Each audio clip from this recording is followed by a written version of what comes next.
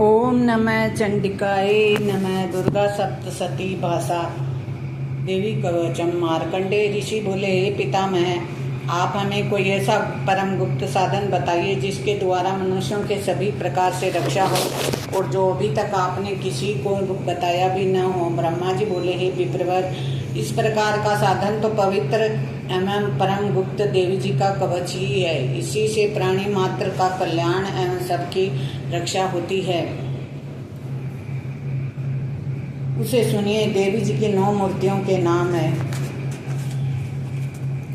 इस प्रकार। पहली शैलपुत्री, दूसरी ब्रह्मचारिणी, तीसरी चंद्रघटा, चौथी कुसमांडा, 5वीं सकंद माता, छठी कात्यायनी, 7वीं कालरात्रि, 8वीं महागौरी, 9वीं सिद्धिदात्री। जो मनुष्य अग्नि में जल रहा हो, युद्ध भूमि में शत्रुओं के मध्य फंस गया हो अथवा घोर संकट से ग्रस्त हो, वह मनुष्य भगवती की शरण में पहुंच जाए तो उसके सभी घोर से भी घोर संकट दूर हो जाते हैं। जो भक्ति भाव से देवी जी का स्मरण करते हैं उनकी सभी प्रकार से उन्नति होती है। हे भगवती, जो भी आपका स्मरण करते हैं निश्चय उनकी आप रक्षा करती। प्रेत की सवारी करने वाली चामुंडा देवी वराही, महिषी पर, इंद्री हाथी पर, वैष्णी गरुड़ पर, महेश्वरी बैल पर, कुमारी मोर पर और लक्ष्मी कमल के आसन पर विराजमान है। श्वेत रूप धारण करने वाली, वृषभ के वाहन वाली ईश्वरी देवी हैं। हंस पर चढ़ी हुई, सभी आभूषणों को भूषित ब्राह्मी देवी है। इस प्रकार अनेक प्रकार के रत्नों से विभूषित, सभी योग शक्तियों से संयुक्त ये सब माताएं हैं। सभी देवी क्रोध युक्त रथों पर सवार होकर दर्शन देती है। ये शंख, चक्र, गदा, शांति,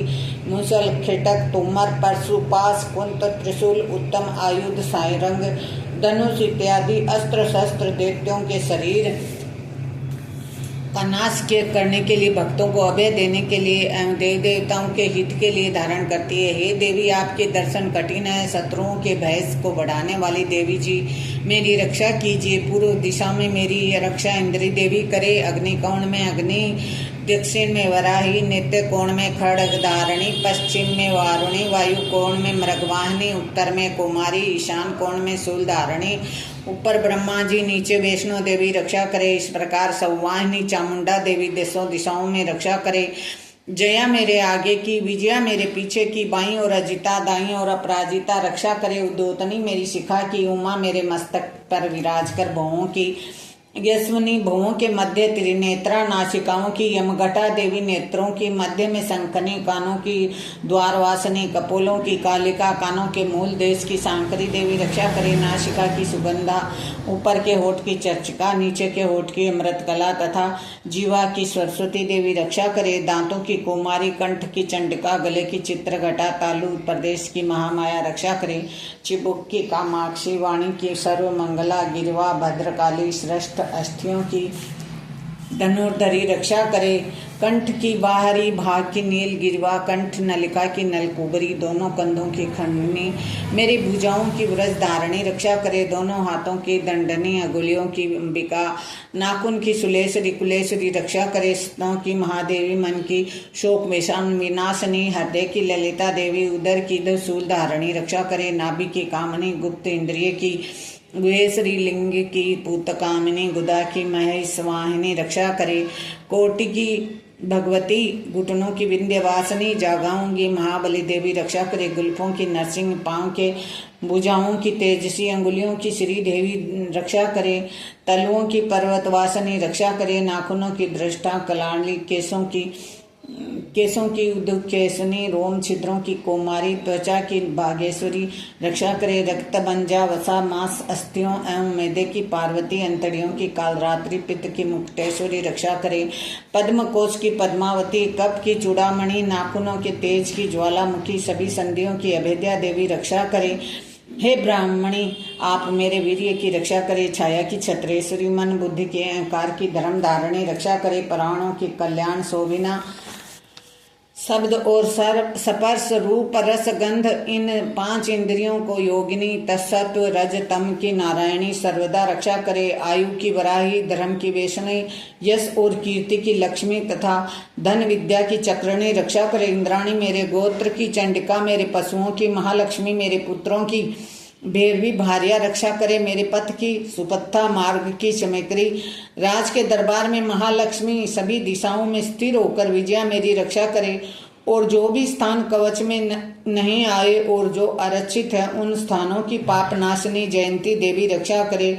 मनुष्य यदि अपना मंगल चाहता है तो एक कदम भी कवच के बिना कहीं न जाए। कवच से नित्य रक्षित मनुष्य जहाँ जहाँ जाता है वहीं उसे धन का लाभ तथा सभी कामनाओं की सिद्धि प्राप्ति होती है।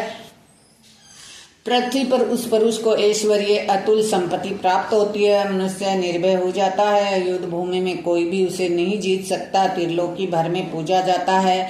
यह देवी कवच देवताओं को दुर्लभ है। इसको अत्यंत श्रद्धा के साथ सावधान होकर जो तीनों संध्याओं में नित्य पाठ पढ़ लेता है उसे देवी कला प्राप्त होती है। कोई भी उसे तीनों लोकों में पराजित नहीं कर सकता। उसे अकाल मृत्यु नहीं होती।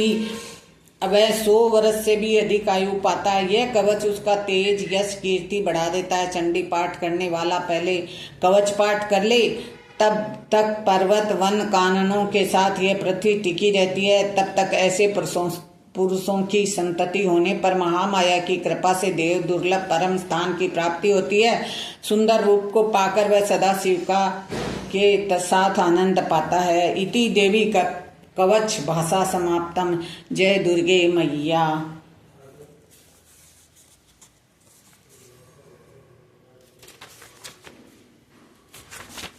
अभी हम दूसरा अध्याय शुरू करते हैं। पहला अध्याय कल पढ़ लिया था इसलिए दुर्गा देवी का दूसरा अध्याय पढ़ रही हूँ, आप सब सुनो। ऋषि बोले, प्राचीन काल में देवी देवता तथा दैत्यों में पूरे 100 वर्ष युद्ध होता रहा। उस समय दैत्यों की स्वामी महिषासुर तथा एवं देवताओं का इंद्र था। उस संग्राम में देवताओं की सेना महाबली दैत्यों से हार गई। तब सभी देवताओं को जीतकर महिषासुर इंद्र बन बैठा। हार खाकर सभी देवता ब्रह्मा जी को अग्रणी बनाकर वहां गए जहां विष्णु तथा शंकर विराज रहे थे। वहां पर देव देवताओं ने महिषासुर के सभी उपद्रव एवं अपने पराभव आदि का पूरा वृत्तांत कह सुनाया। उन्होंने कहा, महिषासुर ने तो सूर्य अग्नि पर्व चंद्रमा यम तथा वरुण इस प्रकार अन्य सभी देवताओं के अधिकार छीन लिए हैं। स्वयं ही सबका अधिष्ठाता बना बैठा है। उन सभी देवताओं को स्वर्ग से निकाल दिया। महिषासुर महादुरात्मा है। देवता पृथ्वी पर मनुष्यों की भांति विचार कर रहे हैं। उनके वध के का कोई उपाय कीजिए। इस प्रकार मधुसूदन तथा महादेव जी ने देवताओं के वचन सुने। क्रोध से उनकी भौहें तन गई। तब भगवान विष्णु के मुख से एक महान तेज प्रकट हुआ। इसी प्रकार ब्रह्मा तथा शंकर के मुख से तेज प्रकट हुआ। दूसरे इंद्र आदि देवताओं के शरीर से भी महान तेज प्रकट हो गया। सभी तेज मिलकर एक हो गए। वह तेज पुंज इतना उग्र था जैसे कि जलता हुआ पहाड़ हो। देवताओं ने देखा कि उसकी ज्वालाएं सभी दिशाओं में फैल रही है। जब वह एक हुआ तो नारी के रूप में आ गया। उसके प्रकाश से तीनों लोग भर गए। महादेव जी के तेज से उनका मुख प्रकट हुआ। यम के तेज से उनके केस हुए। विष्णु के तेज से उस देवी की भुजाएं प्रकट हुई। चंद्रमा के तेज से दोनों स्तन, इंद्र के तेज से कटी प्रदेश, वरुण के तेज से जंघा उरस्थली, पृथ्वी के तेज से नितंबों का प्रादुर्भाव हुआ। ब्रह्मा के तेज से दोनों चरण, सूर्य के तेज से चरणों की अंगुलियां, वसुओं के तेज से हाथों की अंगुलियां, कुबेर के तेज से नासिका एवं अभिभार हुआ। उसके दांत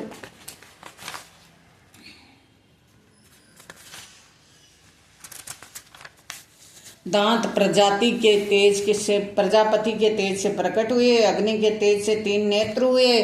संध्याओं के तेज से दोनों भौहें, वायु के तेज से दोनों कान उत्पन्न हुए। इस प्रकार दूसरे देवताओं के तेज द्वारा भगवती का प्रादुर्भाव हुआ।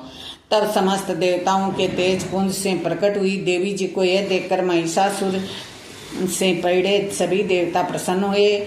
महादेव ने देवी को अपने त्रिशूल से शूल निकाल कर दे दिया। श्री विष्णु जी अपने सुदर्शन चक्र प्रकट कर दिया। वरुण ने शंख तथा अग्नि ने उसे शक्ति दी। मारुत ने उन्हें धनुष दिया। बाणों से भरपूर 2 तरकस दिए। देवराज इंद्र ने अपने व्रज से व्रज पैदा करके दिया। फिर सहस्त्र नेत्र इंद्र ने ऐरावत हाथी से घंटा दिया। यम ने काल दंड से प्रदान किया। सागरपति ने रुद्राक्षमाला अर्पित की। ब्रह्मा ने कमंडल भेंट किया। सूर्य ने भगवती के भी रोम कुप्पों में अपनी किरणें प्रदान की। काल ने तलवार और उत्तम ढाल अर्पण की। क्षीर सागर ने हार तथा कभी न पुराने होने वाले 2 वस्त्र भेंट किए। इस प्रकार चूड़ामणि, दिव्य कुंडल तथा 2 कड़े भी भेंट किए तथा चमकता हुआ अर्धचंद्र, सभी भुजाओं के लिए बाजूबंद, चरणों के लिए नूपुर, कंठ के लिए सर्वोत्तम कंठोला भेंट किया। इस प्रकार सभी अंगुलियों के लिए जड़ित मुद्राएं प्रदान की। विश्वकर्मा ने निर्मल परशु भेंट किया। अनेक रूपों वाले अस्त्र, अभेद कवच, मस्तक तथा गले में धारण करने के योग्य, कभी न कुम्हलाने वाली कमलों की माला दी। जलादि ने उसे बहुत सुंदर कमल दिया। हिमालय ने वाहन के लिए सिंह और भी अनेक प्रकार के रत्न भेंट किए। कुबेर ने सुरा से भरपूर पात्र दिया। सभी नागों के स्वामी एवं पृथ्वी धारण करने वाले शेष जी ने महामणियों से सुशोभित नागहार दिया। इस प्रकार सारे देवताओं ने भी भूषण आयुध के द्वारा देवी जी का सत्कार किया। तब तो भगवती ने अट्टहास करके ऊंचे स्वर में गर्जना की। उसके भयानक नाद से सारा आकाश भर गया। तब देवगण प्रसन्न होकर उसे सिंहवाहिनी देवी की जय जयकार करने लगे। मनुष्य ने भक्ति भाव से नरम होकर देवी जी की स्तुति की। इधर देवताओं के शत्रुओं ने सारी त्रिलोकी को क्षोभग्रस्त देखा। तब तो वे अपनी सारी सेना को कवच आदि से तैयार कराकर अस्त्र शस्त्र लेकर उठ खड़े हुए। महिषासुर क्रोध में आकर बोला, अरे ये क्या हो रहा है? इतना कहकर सभी दैत्यों के साथ घिसकर उससे आनाद करता हुआ उसकी ओर भागा। वहां जाकर उसने 3 लोकों को अपने तेज से प्रकाशित करती हुई देवी को देखा। उस देवी के चरणों के भार से पृथ्वी दबी जा रही थी। माथे के किरीट मुकुट से आकाश पर रेखाएं पड़ती जा रही थी। उसके धनुष की टंकार से 7 पताल क्षोभग्रस्त थे। 1000 भुजाओं से भी सभी दिशाओं को ढककर देवी खड़ी हुई थी। उन देवी जी के साथ उस दैत्य का युद्ध हो गया। नाना प्रकार के अस्त्र शस्त्र के प्रहारों से 10 दिशाएं भर गई। महिषासुर को सेनापति उस समय चिचुर नामक का एक महान दैत्य था। देवी जी के साथ उसी का युद्ध होने लगा। इस प्रकार अन्य दैत्यों के को तथा चतुरंगणी सेना को साथ लेकर चामर भी युद्ध करने लगा। 60,000 रथियों को साथ लाकर उद्र महादैत्य भी युद्ध में प्रवृत्त हो गया। महाहनु दैत्य 5 करोड़ रथियों के साथ युद्ध में आ गया। 60 लाख रथियों से आवर्त वाकल देव्य युद्ध में उतर पड़ा। परिवारित दैत्य हाथी एवं घोड़ों के अनेकों सवारों के समूह से घिरा हुआ रथियों के साथ लाकर देवी जी के साथ युद्ध करने लगा। उस रणांगन में स्वयं महिषासुर भी रथों, हाथी, अश्वों की सेनाओं से घिरा खड़ा था। तोमर, बिंदीपाल, शक्ति, मुसल, परशु, पटिश, खंग आदि अस्त्रों से युद्ध में देवी जी के साथ युद्ध करने लगा। कुछ दैत्यों ने देवी जी पर शक्तियां छोड़ी एवं दूसरों से पास फेंके। तब चंडिका देवी ने अस्त्र शस्त्रों की वर्षा करके उन्हें तोड़ डाला। इधर देवी जी का वाहन सिंह भी क्रोध में आ गया। अपने गर्दन के बाल हिलाता हुआ दैत्यों की सेना में इस प्रकार घूमने लगा जैसे कि वन में अग्नि फैली जा रही हो। उस युद्ध भूमि में युद्ध करती हुई अंबिका ने जितने श्वास छोड़े वे ही झटपट सैकड़ों हजार गणों के रूप में परिणित हो गए। प्रकट होकर उन गणों ने खंग, बिंदीपाल, परशु, पटिश आदि शस्त्रों से युद्ध प्रारंभ कर दिया। देवी जी की शक्ति से वृद्धि पाकर वे दैत्यों का नाश करने लगे। साथ में दूसरे गण नगाड़े, शंख आदि बजने लगे। महती प्रसन्नता देने वाले उस युद्ध रूप उत्साह में कुछ एक ने मृदंग बजाए। तब देवी जी ने त्रिशूल, गदा, शक्तियों के वर्षा से, तलवार आदि शस्त्रों से सैकड़ों महान असुर मार डाले। दूसरे कितने एक दैत्यों को घंटा के भय पर्दनाद से मूर्छित करके मार गिराया। मरे दैत्यों को पास से बांधकर पृथ्वी पर घसीट डाला। कितने ही गदा की चोट से घायल होकर पृथ्वी पर सो गए। मुसल के प्रहार से कई एक रुधिर वमन करने लगे एवं कई एक शूल तथा वक्षस्थल फट जाने से पृथ्वी पर सो गए। कितने एक दैत्य बाणों की वर्षा द्वारा युद्ध करने वाले शत्रु प्राण छोड़ने लगे। कितने एक दैत्यों की भुजाएं कट गई।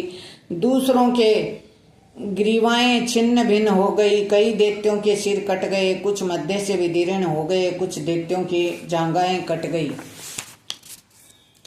पृथ्वी पर गिर गए। कुछ एक दैत्यों की तो एक भुजा, एक आंख एवं पांव वाला करके 2 टुकड़े कर डाला।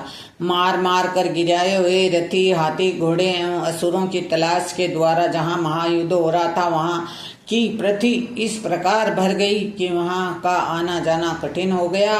वहां असुरों एवं सेना एवं असुरों के रुधिर बहने से रुधिर की बड़ी बड़ी नदियां बहने लगी। जगदम्बा जी ने एक क्षण में ही दैत्यों की महती सेना का इस प्रकार नाश कर दिया जैसे कि लकड़ियों के बड़े ढेर को अग्नि में जला देते हैं। देवी का वाहन सिंह अपने बालों को झटकता हुआ बड़ी गर्जना करता हुआ दैत्यों के शरीर से मानो प्राण ही चुन रहा हो इस प्रकार घूमने लगा। देवी जी के उन गणों ने महाअसुरों के साथ बड़ा युद्ध किया, जिससे देवता प्रसन्न होकर आकाश से पुष्प वर्षा करने लगे। जय हो श्री। दूसरा अध्याय समाप्त। दुर्गा सप्तशती का दूसरा अध्याय मैंने आपको सुनाया है। जय माता अम्बे।